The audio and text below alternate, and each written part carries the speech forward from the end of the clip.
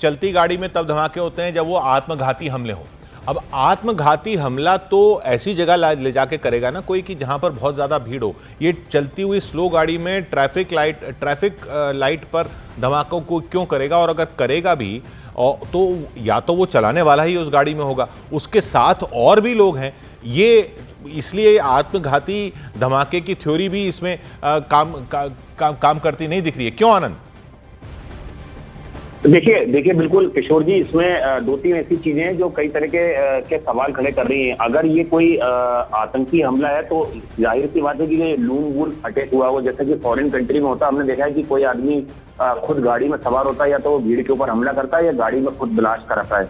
अगर ये ऐसा हमला है, ऐसा आतंकी हमला है, तो इसमें जो बाकी लोग सवार थे, क्या वो कोई संदिग्ध टेररिस्ट थे, या वो कोई सिविलियन थे, या इस गाड़ी के अंदर कोई बम प्लांट किया गया था और एक आदमी जो था वो सस्पिशियस था, बाकी लोग इनोसेंट थे। ये ऐसी बहुत सारी थ्योरी है जिससे दिल्ली पुलिस काम कर रही है। क्योंकि अगर खड़ी गाड़ी में कोई ब्लास्ट होता तो एक बार जाहिर तौर पर ये शक जाता है कि ये कोई आतंकी हमला है, लेकिन चलती गाड़ी में अगर ये ब्लास्ट हुआ है तो इसमें अभी सुरक्षा एजेंसियां इस निष्कर्ष पे नहीं पहुंच पाई है कि ये कोई आतंकी हमला है या ये कोई हादसा है।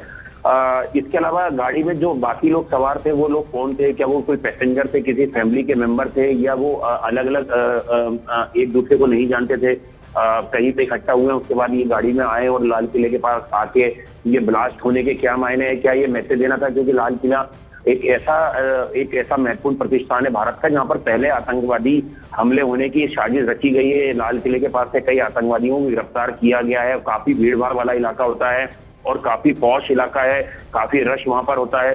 तो क्या एक मैसेज देना था अगर ये आतंकी हमला है, अगर ये कोई हादसा है तो नहीं? पर अगर कोई मैसेज, ये आपने बिल्कुल सही बात की, मैसेज भी अगर कोई देना चाह रहा है। अभी देख रहे हैं हम एनएसजी की टीम, वहां पर एनएसजी की टीम भी पहुंच गई है और हर संभावना से जांच हो रही है। जैसा गृह मंत्री ने बताया, हर एंगल से जांच हो रही है। लेकिन अगर कोई मैसेज भी देना चाह रहा है लाल किले पे धमाका करके, अगर ये आतंकी हमला है, अगर ये साजिश के तहत हमला है, तो गाड़ी में एक से ज्यादा लोग क्यों होंगे? और अगर क्या एक से ज्यादा जो लोग थे, क्या वो सब एक दूसरे को जानते थे? या गाड़ी में कई बार ऐसा होता है कि लोग कोई किसी के पास किसी की गाड़ी होती है और वो बाकी यात्री भी बिठा लेते हैं आगे आगे छोड़ने के लिए। क्या जो गाड़ी में जो लोग बैठे थे उनमें उनको अंदाज़ा था कि इसमें ब्लास्ट होने वाला है? अगर उनको अंदाज़ा होता तो वो सारे गाड़ी में क्यों बैठे रहते? और बैठने की क्या ज़रूरत थी उनको, सबको उसी गाड़ी के अंदर अपनी जान को जान देने के लिए? या तो गाड़ी चलाने वाला अपनी जान दे अगर आत्मघाती हमला है, या उसमें कोई एक बैठा हुआ है जो किसी विस्फोटक के साथ बैठा हुआ हो और वो आत्मघाती हमला करने की फिराक में हो और बाकियों को पता ही ना हो कि ये जो हमारे साथ बैठा है वो विस्फोटक लिए बैठा है। एक संभावना वो बनती है। या गाड़ी में बम या कोई विस्फोटक प्लांट कर दिया गया, वो संभावना बनती है। या गाड़ी में कुछ ऐसा सामान ले जाया जा रहा था जो विस्फोटक था और वो उसमें ऐसा विस्फोट हो गया।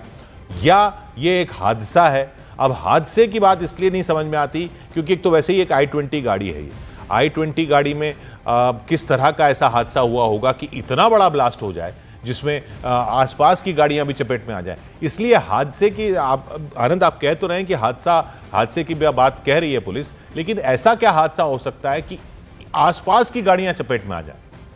देखिए बिल्कुल किशोर जी, आपने जो एक बात की सबसे आखिरी में कि क्या इस गाड़ी में कोई ऐसा मटेरियल कहीं पे कैरी किया गया था जो आगे कहीं पास ऑन होना था या उससे कहीं ले जा रहे थे जिसमें कि ब्लास्ट हुआ है। लेकिन उसके भी एक मायने ये है कि अगर वो ब्लास्ट हुआ भी है तो क्या ये ब्लास्ट हुआ कैसे, उस मटेरियल में आग लगी कैसे? अगर आप इसके पहले देखेंगे सीएनजी की गाड़ियों में जो आग लगती थी गर्मियों के वक्त में, उसमें ब्लास्ट जरूर होता था, लेकिन इतनी तीव्रता का ब्लास्ट कभी नहीं हुआ है कि उसमें इतनी जानें चली गई हो। सिलेंडर ब्लास्ट पहले भी गाड़ियों में बहुत सारे हुए हैं और गाड़ियों में आग भी बहुत सारी लगी है। हमने बहुत सारे ऐसे हादसे कवर किए हैं, लेकिन इस तरह का ब्लास्ट नहीं हुआ है कि जिसमें बहुत सारे लोगों की जान चली गई हो, 4-5 गाड़ियों के परखच्चे उड़ गए हों, गाड़ी पूरी तरह से क्षतिग्रस्त हो गई हो जिस गाड़ी में ब्लास्ट हुआ है। और दूसरी बात यह है कि इसमें इतने लोग जो सवार थे वो कौन थे? पैसेंजर तो जाहिर तौर पर कोई प्राइवेट गाड़ी है तो उसमें नहीं हो सकते हैं। हालांकि दिल्ली में बहुत सारी ऐसी कैब चलती है जो टैक्सी के रूप में अनऑथराइज तरीके से जो चलती हैं। कई टैक्सी के रूप में चलती हैं। कई ऐसा होता है कि गाड़ी किसी की होती है और कोई ड्राइवर होता है, और वो जब उसको गाड़ी मिलती है तो वो फिर बैठा लेता है यात्रियों को कुछ पैसे लेके वहां तक छोड़ने के लिए। कई बार ऐसा भी होता है, मतलब हर तरह की संभावना हो सकती है, और उसमें उनमें से किसी को बैठाया हो जिसके पास विस्फोटक हो या और बाकियों को पता ना हो। देखिए बिल्कुल किशोर जी, इसीलिए दिल्ली पुलिस ने ना ही ऑफ कैमरा ना ऑन कैमरा इस बात की तस्दीक की है कि यह कोई आतंकी हमला नहीं। भारत सरकार गृह मंत्रालय ने अब तक ऑफिशियल इस बात को माना है कि ये कोई आतंकी हमला है।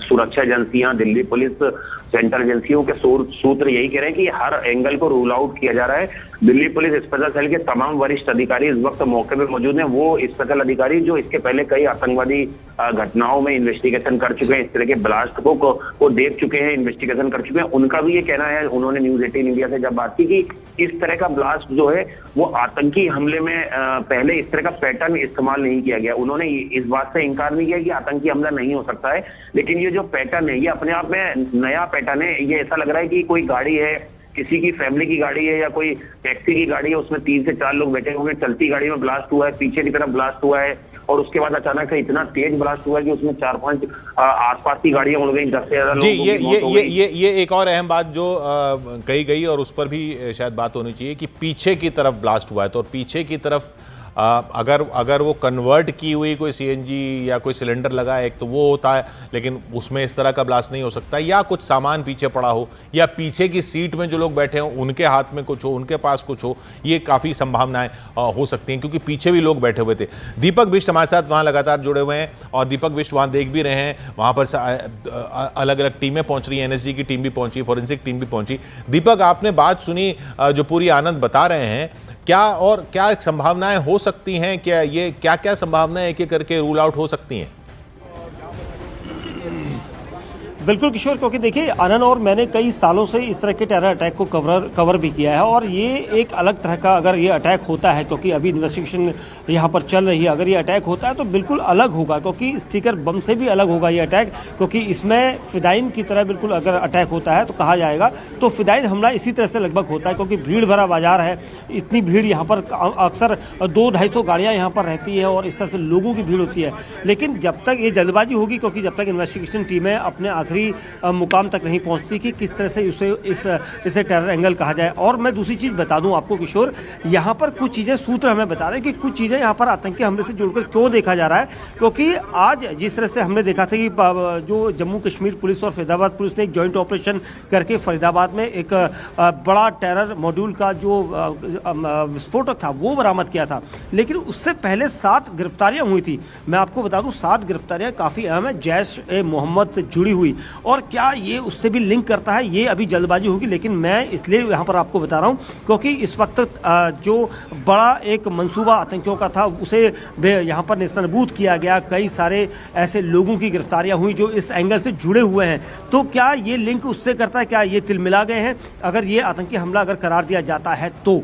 लेकिन फिलहाल अभी जांच की जा रही है, और पुलिस कोई भी एस्पेक्ट ऐसी चीज़ें नहीं छोड़ रही है जो जांच के दायरे में ना हो, हर एंगल को खंगाला जा रहा है। और आप देखेंगे यहाँ पर लगातार वो सभी टीमें यहाँ पर मौजूद है, चाहे एनआईए हो, एनएसजी हो, या उसके अलावा स्पेशल सेल की टीमें हो, सब इसको एक बड़ा धमाका मानकर ही यहाँ पर इन्वेस्टिगेशन कर रही है। और सबसे अहम चीज़ ये कि अगर ये धमाका टेरर एंगल के साथ का है तो किस तरह का ये टेरर एंगल था, क्योंकि ना यहाँ पर गाड़ी का ड्राइवर छोड़कर गाड़ी भागा है, और ना ही गाड़ी के पैसेंजर उतरे हैं, जबकि वो भी घायल हुए हैं, इंजर्ड हुए हैं, किसी की डेथ भी हो सकती है, क्योंकि आंकड़ा भी सीसीटीवी फुटेज से भी पता चलेगा जिस गाड़ी में धमाका हुआ था, जिस गाड़ी में आग लगी थी, तो उसके कितने पैसेंजर इसमें इंजर्ड हुए या जले या खत्म हुए, ये भी सबसे अहम चीज़ देखनी होगी। तो और गाड़ी एचआर नंबर जो है, क्या वो गाड़ी चोरी की है या उसका इस्तेमाल किया गया था, ये भी देखना होगा सबसे अहम चीज़।